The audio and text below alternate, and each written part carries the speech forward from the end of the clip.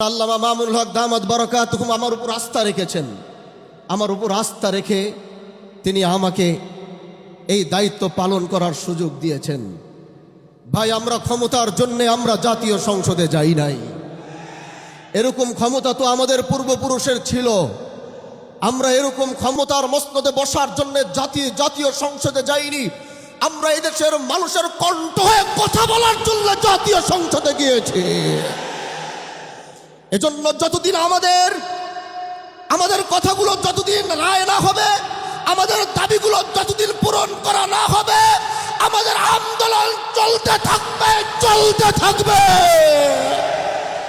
প্রিয় ভাইরা আমার, এদেশের মানুষ 70% মানুষ গণভোটের পক্ষে রায় দিয়েছে। 70% মানুষ জুলাইয়ের পক্ষে রায় দিয়েছে।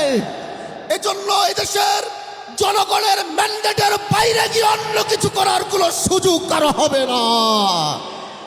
প্রিয় ভাইরা আমার, আমরা সরকার পতনের আন্দোলনে নামি নাই। এটা কোনো সরকার পতনের আন্দোলন আর সমাবেশ নয়।